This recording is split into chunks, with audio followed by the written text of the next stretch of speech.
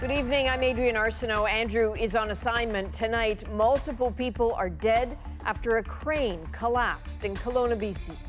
There are multiple confirmed fatalities. The area remains unstable. The desperate moments after it fell onto business offices and a senior's residence as construction crews fled for safety. He called me frantically and said, "Mom, I'm okay, but the crane just fell down." We have the very latest. Also tonight, 800 million vaccinated, nearly 7 billion to go. The WHO sounds the alarm as rich countries ponder booster shots before everyone else gets even one dose. What part of this is a global crisis are we not getting? The ugly side of the beautiful game, blasting racist attacks on England's players. Shame on you. How the hate is being replaced by love. And when Lytton burned across the river, residents became stranded, cut off, until neighbors stepped up to help. I mean, somebody has to take care of them. Somebody has to bring them food. This is The National. We begin with a story breaking in British Columbia tonight. The city of Kelowna is under a local state of emergency after a construction crane collapsed in the city's downtown core. Tonight, RCMP confirmed multiple people were killed, several people were seriously injured.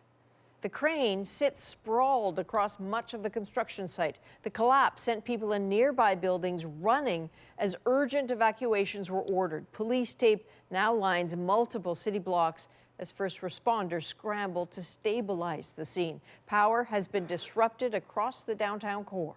Susanna De Silva begins tonight with what we know so far and the chaotic moments the massive structure came crumbling down. The sound of crashing metal thundered across downtown Kelowna. Normally somebody comes by around this time of week to empty the dumpster in the alley, and it sounded like somebody was emptying the dumpster. And then the noise continued, and it got louder and louder and louder, and then the whole house shook. We're just in our rooms, and all of a sudden the whole room and the whole building started shaking and rattling and rolling. The top half of this crane crashed to the ground. Workers below and up high were left scrambling, including this man, trapped on the twisted metal that remained standing, trying to shimmy his way to safety before anything else came down. But some of his co-workers were badly injured. It had gone through the roof of the building next door, and they were desperately trying to get the crane operator out. And they managed to get him out. His face was all covered in blood, and they were screaming, "Get back, get back." He was screaming and shouting at them, and his face was covered in blood. That's all I could see. But he was obviously very injured. People rushed over to help, some to check on loved ones. He called me frantically and said, "Mom, I'm okay, but the crane just fell down." As the search continues for anyone who may be trapped on the worksite and neighboring buildings, surrounding blocks have been evacuated. The area is not secure, as I said. A structural engineer has been brought in, and we're evaluating how to be able to secure that area to make it safe, to evaluate what happened and support BC WorkSafe. The developer of the building says the crane was being dismantled when it experienced a, quote, catastrophic failure. The company says it has set up supports to help those affected by the accident. I had goosebumps, and I was literally just praying and crying because the emotions that you get when you know that somebody could be hurt is it's pretty drastic, especially because my husband works in construction. WorkSafe BC is now investigating to figure out exactly what went wrong. So, Susanna, this is still clearly very much an active scene in Kelowna tonight. What is the latest? Well, it is. It's a scene that they are trying to secure right now. Of course, the concern is for what may still come down for that property, for the site itself. Part of what came down already came down on top of the roof of a senior's home nearby. They say they still have about 250 feet of crane that is still standing, that could come down, that still needs to be secured. The developer spoke this evening and said they are all in a state of shock over what happened. He again confirmed multiple fatalities, but wouldn't say exactly how many, that there were about 100 people working on that work site at the time. Police say there is also still someone who is unaccounted for, and they have told anyone that may be looking for someone that they cannot find to go to a local emergency center. Adrienne? Oh, terrifying. Susanna De Silva in Vancouver tonight. Thank you. Turning now to a strange and disturbing story from Manitoba. where a group representing several churches fighting provincial COVID-19 health orders has admitted it's had public officials tailed by private investigators to try to catch them breaking COVID rules. Cameron McIntosh explains.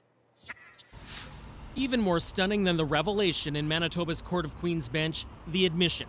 Calgary lawyer John Carpe, head of a constitutional justice group challenging Manitoba's health orders, admitting he had the presiding judge, Manitoba's Chief Justice Glenn Joyal, followed in an attempt to find him violating health orders. In my view, this is incredibly serious. A cornerstone of our Canadian democracy is the independence of the judiciary. It all pivots around a high-profile constitutional challenge of Manitoba's public health orders, brought by the Justice Centre for Constitutional Freedoms on behalf of several Manitoba churches. Joyal says he was followed. His daughter encountered a stranger at his door.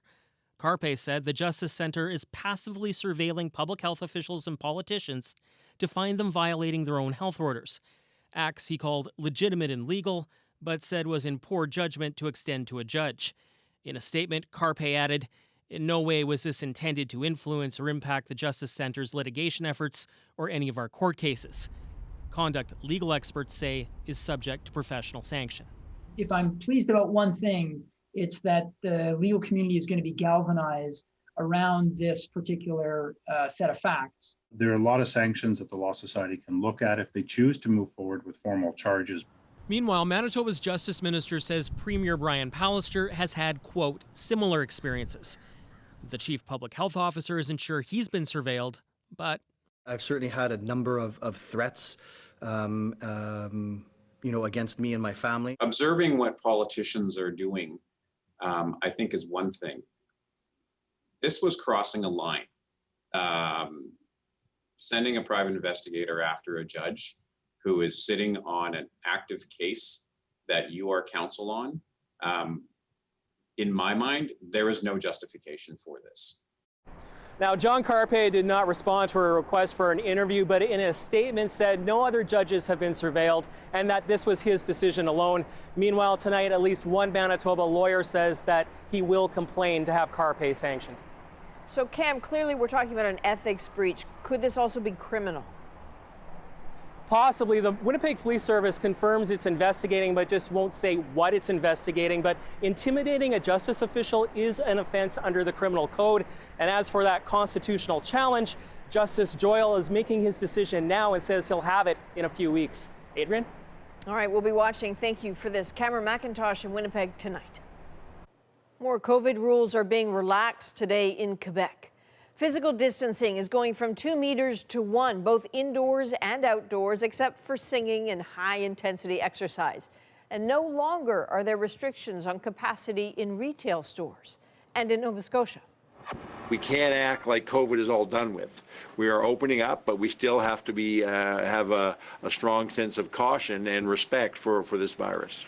A slight sense of optimism from the province's top doctor as Nova Scotia is to move into phase 4 of its reopening this Wednesday. So that will see restaurants and bars resume normal hours and more people allowed at stores. Gatherings will go up to 25 people indoors and 50 outside. Those are the success stories of Canada's vaccine uptake. In fact, this country now has so many vaccines. Today, the federal government announced it is donating millions of surplus doses to countries in need. That news came just as a frustrated World Health Organization was raising the alarm about how many people globally still don't have access to a single shot. As Christine Birak shows us, officials there were not mincing words. As Pfizer representatives told U.S. health officials Americans may need a third vaccine dose, the World Health Organization expressed outrage. It doesn't even make any sense. This is people who want to have their cake and eat it, then they make some more cake and they want to eat that as well. Officials argue most countries haven't even started vaccinating healthcare workers yet. Just 1/4 of the world's population has received at least one dose of a COVID-19 vaccine. But in low-income countries, it's just 1%. The WHO says more people need first and second doses to slow this virus down. At this point, when there is no scientific evidence to suggest that boosters are definitely needed, Pfizer is citing early data from Israel, suggesting its vaccine protected just 64% of people against all symptoms from the Delta variant. But the data also shows Pfizer was 94% effective at preventing severe illness and death. Israel is now offering a booster to adults with weak immune systems who might be at higher risk for severe COVID-19. The WHO also addressed cases of so-called vaccine shopping, where individuals try to get extra doses of different brands. It will be a chaotic situation in countries if citizens start, deciding when and who they should be taking a second or a third or a fourth dose. She said public health agencies can make those decisions. Canada has, and many Canadian experts say, much like delaying second doses, it's a calculated risk. All the data that's been published thus far says that this should work really well. It just isn't studied in a huge trial way that would make everybody feel more comfortable. He adds COVID-19 booster shots will likely be needed in a year or two, but says for now the focus should be on protecting more people from this virus and preventing new variants around the world. Christine Burak, CBC News, Toronto. And to Christine's last point there, today's announcement that Canada is donating surplus vaccine doses is welcome. Rafi Boudjikanian with how many and where they're going.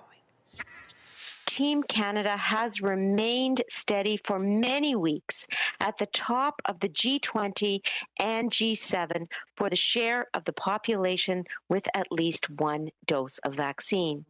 With such a robust supply and high vaccine uptake, today Canada promised to donate nearly 18 million doses of AstraZeneca vaccine to low and middle income countries. Many provinces stopped offering AstraZeneca as a first dose option, some concerned about a rare side effect. Canada's National Advisory Committee on Immunization also stopped recommending it as a second dose. But the vaccine has advantages for global distribution. You don't have the ultra cold that you have to have for Pfizer and the very cold, almost ultra cold you need for Moderna. The federal government also announced it's partnering with UNICEF, asking Canadians to donate shots by giving $10 and pledging to match those donations up to $10 million. Those AstraZeneca doses are slated largely for Latin America and the Caribbean, where the need is dire. Many countries in Central America and in South America, and even the Caribbean, they are covering only 2, 3, 4% of their population. Canada's donation will be distributed through the COVAX vaccine sharing program over the next few weeks. But critics say this country is meeting just a slice of a huge global demand. If you look at trying to end this pandemic from an economic perspective, from a lives saved perspective, or even from a time in a pandemic perspective, getting vaccines equitably delivered to the world early would have shortened every one of those metrics. But even as the Canadian government gets vaccines it has no use for out the door, it's holding on to Pfizer and Moderna doses, in part it says because booster shots might be needed in the future. Rafi Boudjikanian, CBC News, Ottawa. In Toronto today, an emotional goodbye to a police officer killed in the line of duty. More than 3,000 officers from all over Ontario turned out for Constable Jeffrey Northrup's funeral, held outdoors at Toronto's BMO field. An emotional day, but like so many funerals, peppered with personality and humor, like this moment during the eulogy delivered by his wife, Margaret. Jeff and I met in jail. Me giving medications to inmates before court, and him handcuffing them to get into the paddy wagon. Northrup served 31 years with Toronto Police, remembered as a hard worker and a gentle giant. Keep your communities whole and safe. This little task would honor Jeff's memory. He was killed on July 2nd while on duty, struck by a car in the parking garage attached to Toronto City Hall. That was in what police call a deliberate attack. The 31-year-old man is charged with first-degree murder. Putting the safety of others above our own can come at a terrible cost. This is something we accept, but never expect. Jeffy, Boo Bear, I am so grateful to have had you in my life for 28 years. You were my knight, my strength, my confidant, and my best friend. Goodbye, my love. Constable Jeffrey Northrup leaves behind his wife and 3 children, Brennan, Samantha, and Mitchell. 5 days after the assassination of Haitian President Jovenel Moïse, there is growing doubt over the acting government's version of events and confusion over who actually is or should be running the country. Evan Dyer has the latest. The wife of one of the ex-soldiers arrested in Haiti in the assassination of President Jovenel Moïse says her husband was set up. Doubts about the official version of events have only grown in the wake of the killing. This is an opportunity to really help Haiti get to the bottom of this, to solve this problem and find those killers. Because until we do, there will never be peace in Haiti. Christian Emmanuel Sano. Over the weekend, Haiti's national police announced the arrest of a Haitian medical doctor, Florida resident Christian Emmanuel Sano. But vital information was still missing. They said he hired the Colombian ex-soldiers and was in touch with the 2 masterminds behind the killing, but didn't say who they were. Merci. I thank the international community, especially the United States, who offered their assistance in the investigation, says the man who's declared himself Haiti's acting leader and who's also coming under scrutiny. From the streets of Port-au-Prince, where this man says Claude Joseph is not the prime minister, just a minister who's been dismissed, to the streets of Montreal. I think we need more time to know what really happened. Certainly it was an inside job or with complicity of different people. President Moïse had dismissed Claude Joseph as PM. Haiti's First Lady tweeted out the news before she and her husband were shot. The U.S. and Canada both recognize Claude Joseph's leadership for now. Both countries expect elections soon. But Washington today seemed to be having doubts. What was not clear is what the future of political leadership looks like in the country. There are contenders for a new government, the chief rivals, an elected senator as president and as prime minister, the same man Jovenel Moïse appointed to the post just before his murder. Evan Dyer, CBC News, Ottawa. Venezuelan opposition leader Juan Guaido says he was threatened with arrest at his own home today, just minutes after a political ally was dragged off to prison. Guaido's wife shared this video showing aggressive officers at their apartment building in tactical gear, weapons drawn. They left after reporters rushed to the scene. Canada and the U.S. recognize Guaido as Venezuela's legitimate interim president, accusing current leader Nicolas Maduro of rigging his 2018 re-election. And the streets of Havana were full of protesters over the weekend. Demonstrations the city hasn't seen in decades. Judy Trin explains what has brought the city to a tipping point and why the ensuing crackdown means we may not know what comes next. In a rare demonstration of dissent, thousands of Cubans spilled out into the streets to demand freedom and the basics of life.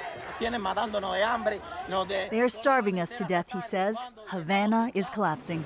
For 5 decades, Cuba has been subjected to a U.S. economic blockade. Now the pandemic has crippled its tourism industry, bringing the country to a boiling point. Social media showed protesters overturning a police car. Reports of mass arrests couldn't be verified after the government pulled the plug on the internet. But Cuba's president took to the airwaves today to blame the U.S. All those issues that are present in our society as dissatisfaction, what is the cause of them? It's the sanctions. But the COVID-19 Delta variant is also wreaking havoc. Nearly 7,000 new cases were recorded on Sunday, double the previous week. Experts say a solution must deal with the twin economic and health crises. So absolutely, the blockade should be lifted, but it should be lifted because it's cruel, particularly in a pandemic. Cuban Americans called on their government to help. They're dying because they don't have medicines. They don't have food. They don't have doctors. Today, U.S. President Biden didn't address the sanctions, only acknowledge the desire for democracy. The United States stands firmly with the people of Cuba as they assert their universal rights. And we call on the government of Cuba to refrain from violence or attempts to silence the voice of the people of Cuba. With the internet being restricted in Cuba, we don't know if citizens are continuing to protest or if the government is continuing its crackdown. But with the media blackout, it will be more difficult for citizens to mobilize and to be heard outside their country. Judy Trin, CBC News, Washington.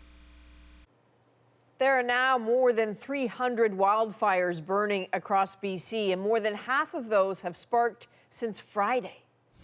We need to probably up our game given the climate emergencies that we're now seeing. Up next, what future wildfire preparedness could and should look like. Plus, the pandemic forced Olympic athletes to adapt, but there is another factor at play during these summer games. If your organs get too hot, what happens to you? You shut down.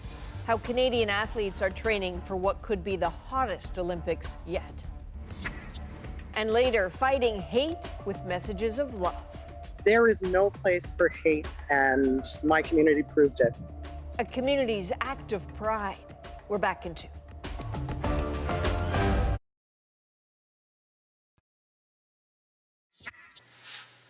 Welcome back. An Indigenous community in British Columbia says it has found more unmarked graves in that province.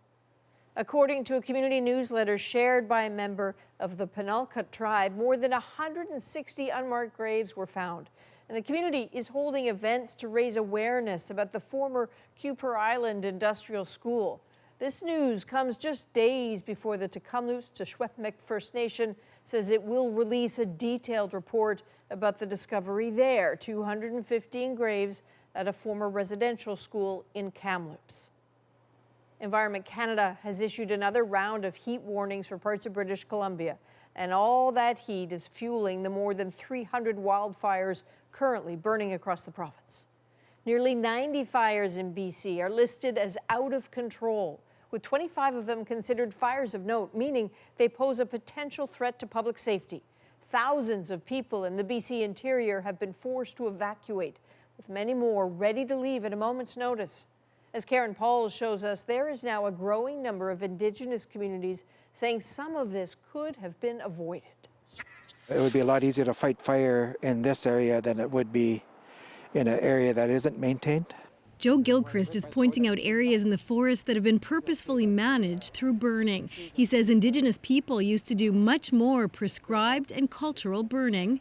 Not only control the fuel, but also it enhances the growth of medicine and forage for the animals. But experts say early European settlers were more interested in putting out fires after they started than preventing them in the first place. They were really trying to protect timber and to protect watersheds, which, I mean, it is a good concept, but unfortunately, maybe not realizing that the forests actually need the fire to be healthy. While BC does allow controlled and cultural burns, critics say they involve a lot of bureaucratic red tape and overlapping jurisdictions. Lots of Indigenous communities, it's difficult for them to get all that paperwork done. It's as simple as having a match, really. Russell Myers-Ross knows all about that. His community near Williams Lake had to evacuate when wildfires broke out in 2017. He's since done 2 small controlled burns on reserve land, but acknowledges the provincial government is sort of not ready for it. BC's Ministry of Forests says it is working on a partnership with First Nations. The goal is to further support the reintroduction of traditional and cultural burning as part of wildfire prevention and land management. We need to probably be up our game given the climate emergencies that we're now seeing. The Insurance Bureau of Canada is calling for a new federal agency focused on disaster readiness, saying no level of government is doing enough to help communities adapt and manage the impacts of climate change. What we should be doing is consolidating what already exists, including traditional Indigenous knowledge, using fire to fight fire. Karen Pauls, CBC News, Vancouver. Out-of-control wildfires in parts of Saskatchewan have also forced multiple evacuations. Those massive orange clouds could be seen northwest of Buffalo Narrows over the weekend near the Alberta border. At least 4 communities in the region have been forced to evacuate. Officials say more than 90 active fires are currently burning in the province. When we come back, how Canadian Olympic athletes are training and adapting to yet another challenge. We want to always do things at our very best and our best pace and our best speed, but the heat is legitimately a factor. The very real risks that come with record temperatures. And later, calling out racism after England's big loss, a black player's message for his team and his country.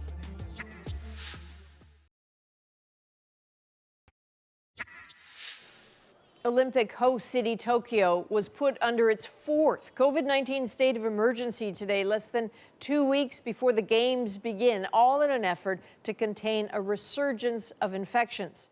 And Canadian tennis star Bianca Andreescu became the latest to drop out of the controversial games, saying she will not be participating because of the pandemic.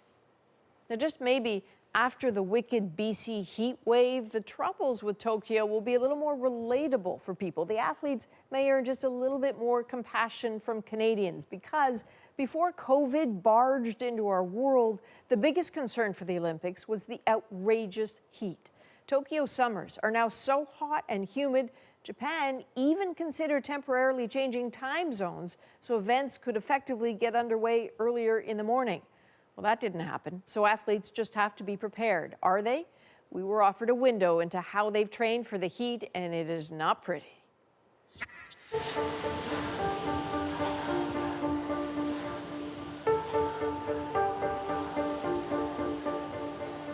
That is not rain delicately, beautifully dripping into a puddle. Go! That is the sweat of ambition from the brutal heat training technique of Canada's rowing team. The women's 8 working out in the so-called erg dome. Heat forced in, humidity soaring. And yes, it is as miserable as you're probably imagining. It did not look fun. Yeah, it's painful. It's tough. It's quite gross to think about your body sweating out 3 to 4 liters of water, but it's real. But we kind of get into a grind, get into that flow state, and it makes it a lot easier looking around the room and seeing all your teammates working just as hard as you and knowing we have a common goal is pretty powerful. Japan is so notoriously hot that the Summer Olympics of 1964 were moved to October. This summer's games could very well be the hottest Olympics ever recorded. So preparing means understanding each athlete reacts differently to the heat, and there are ways to get used to it, mitigate it. First, though, you have to measure it. You swallow this pill. I took mine this morning at around 6 in the morning. In fact, they've all had that pill. That isn't really a pill, it's a thermometer. The woman who distributes it takes all the measurements, crafts all the plans, and crucially cranks up the heat, is physiologist Wendy Pethick. She has to determine the line between training hard and treading into dangerous territory.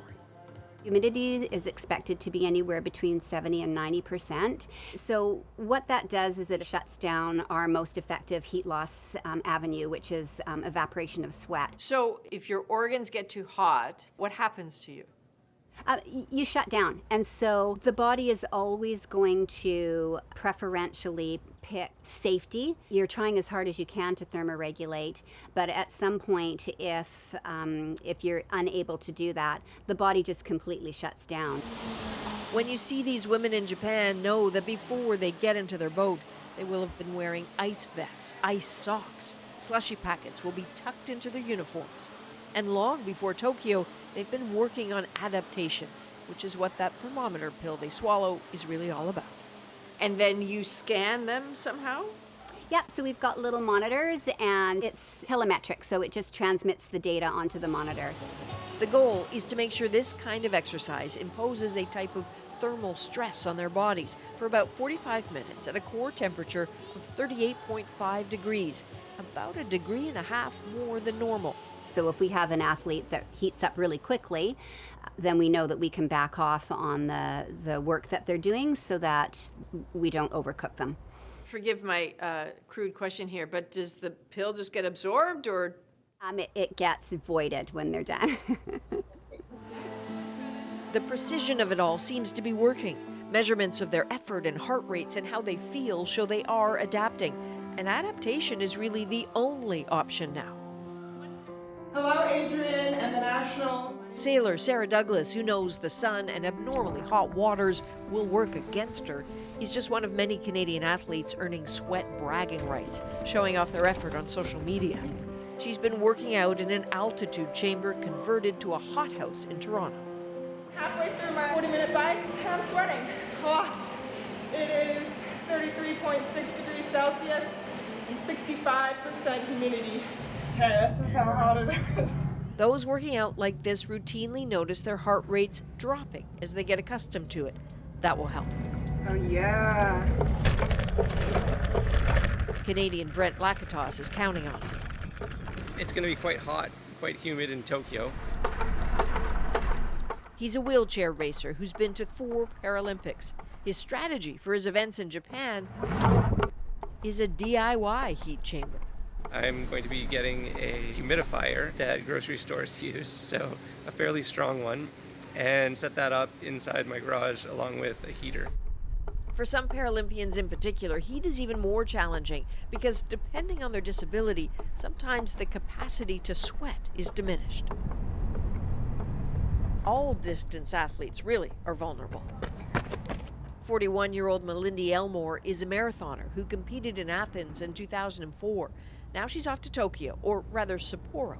The marathon has been moved more than 800 kilometers north in the hopes of cooler temperatures, but danger still lurks.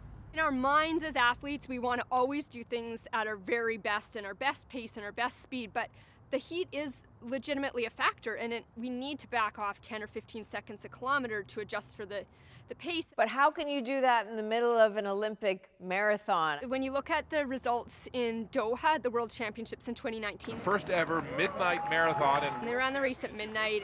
The field was on average 15% slower than their personal best paces going in. So then field will naturally adjust to that. And if you don't, then you're going to pay a really heavy price. Her plan to get ready is to do what doctors usually tell the rest of us not to do. She trains at high noon in the interior of British Columbia. Okay, hang on 1 second, Melindy. Our signal's breaking up a lot here. Even just talking about the heat there in the heat is hard. The computer's having some trouble keeping cool. But we managed a few more moments to talk water. Because to miss a drink station during this Olympic marathon would be serious. So Melindy trains for the pickup. Bottles always on the right side, always a problem when you're left-handed.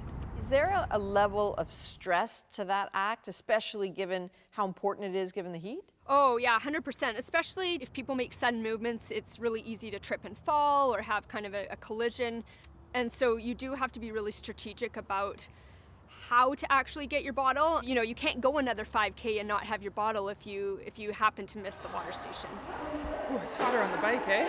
For the countries privileged enough to have the training staff and resources to prepare for the heat, it's hard enough. So imagine those nations that don't. Safety will be a serious worry. Is there part of you surprised that these games are happening in this month in Japan?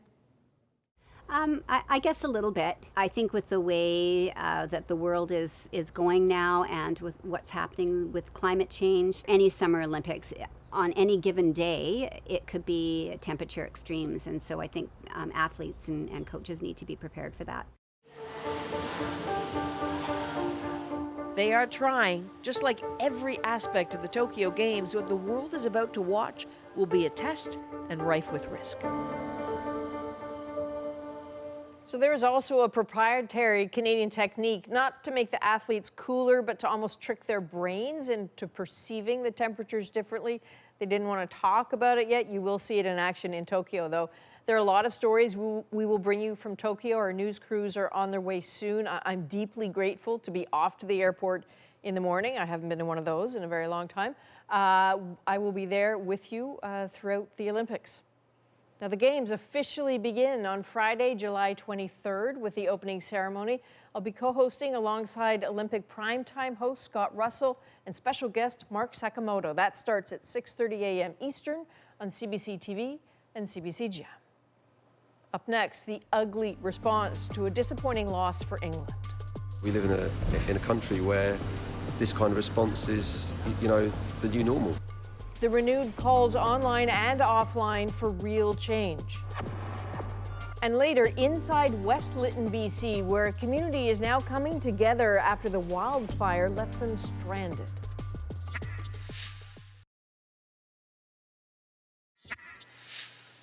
Welcome back. Well, sports fans know this one, the joy of victory, the agony of defeat, but all the usual storylines after a big matchup of the beautiful game were overshadowed today by the ugliness of racism. As Salima Shivji tells us, England's loss last night prompted derogatory insults against some of the team's black players. Elation for Italy, heartbreak for Britain. That quickly turned into something more sinister.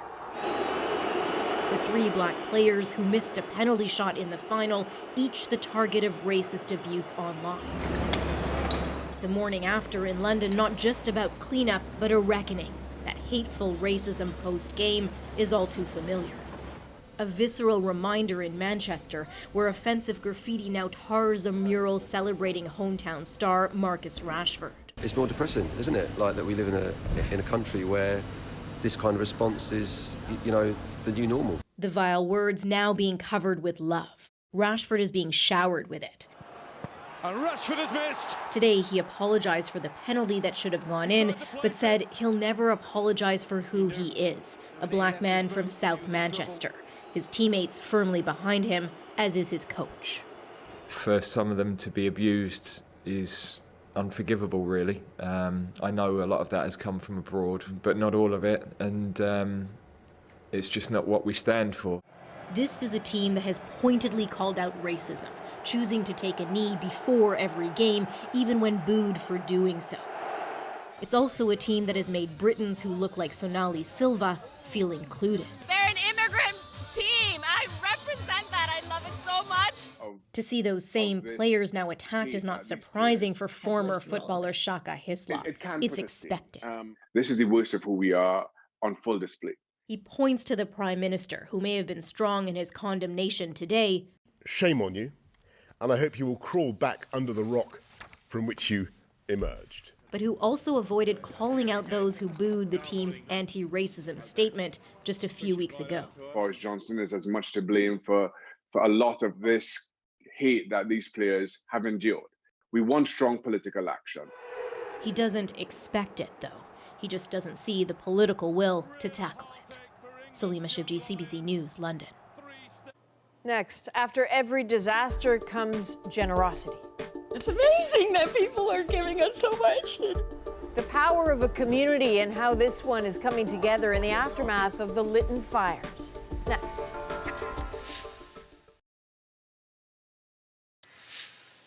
Welcome back. While residents of Lytton and the surrounding area desperately fled the flames nearly 2 weeks ago, on the other side of the river in West Lytton, people watched in horror as their neighbors' homes and their town was destroyed, and as they realized they were cut off, until some British Columbians stepped in to help. Here's Katie Nicholson.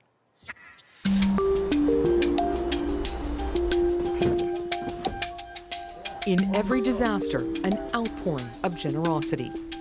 The Tukwioham Longhouse packed from floor to ceiling with donations for fire evacuees. And for one group affected by the fire, there's only one way to get these goods where they need to go. A long, rough, dangerous ride to the other side. When the fire tore across Lytton and destroyed almost everything in its path, it also stranded many who live in West Lytton, across the Fraser River. I got you portable lanterns. No electricity, no water. A lot of people coming in here to use these supplies that need them. Except for John Mundell's farm. It's off the grid and has become a community hub and makeshift food bank. Some wield their freezers here to keep their food from spoiling. So who owns these freezers over here? Honestly, I'm not sure.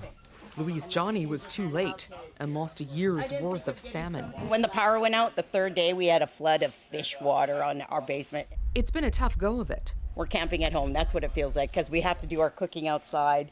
We have to work on generators just to keep our fridge going. Johnny is paying it forward, delivering what's here to people who can't get out. It's amazing that people are giving us so much. It is, because, you know what, we're not working now. We're not working now, and, you know, and some people lost their jobs, and what are they going to do? What are they going to do, really? What are they going to do? If they worked in town, what are they going to do? They have no income, but they have their house here, their livelihood, their family. Further down the road, Paul Lightfoot is doing okay. He's got a garden full of vegetables. Lots of potatoes, corn, carrots, onions, tomatoes, peppers. And a heavy heart after helplessly watching the village he worked for years burn to the ground.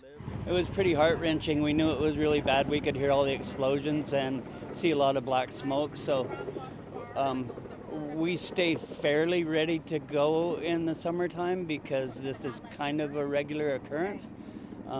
So we put together our basic runaway kit in the truck, and we went down the road to a real good lookout and watched our town burn.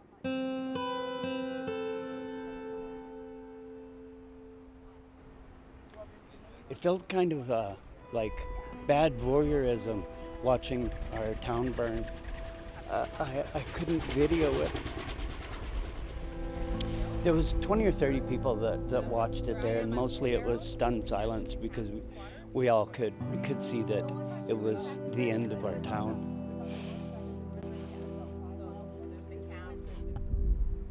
And for a while, there were fears West Lytton could follow.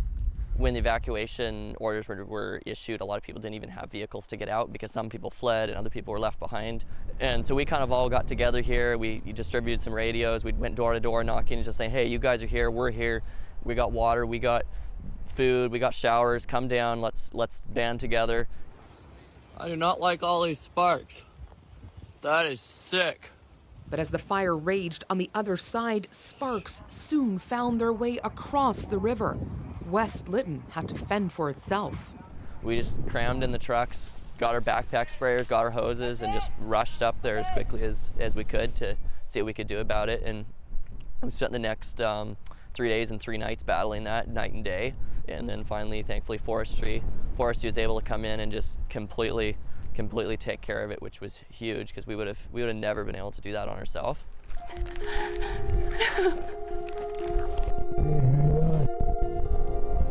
For some, this run, the first time they've seen family since the fire. Truck's almost empty. It's time to head back before it gets dark. Crystal Hadza-Demetrio is with the Spezem First Nation across the river. She's given up all her days off since the fire to help make this run. So, I mean, this is a pretty dangerous journey. It's a dangerous time right now in this area. Why is it so important to you to come and be a part of this convoy? It's about the community. At the end of the day, the community, the people, whether they're family or not, they are our community members. And I would hope that if the tables were turned, it would be us that, you know, if they had to come help us, they would make the journey too. West Lytton, cut off by fire, but not from community. Katie Nicholson, CBC News, Lytton, BC. Extraordinary. Up next, another community turns an act of hate into a colorful display of love. That is next in our moment.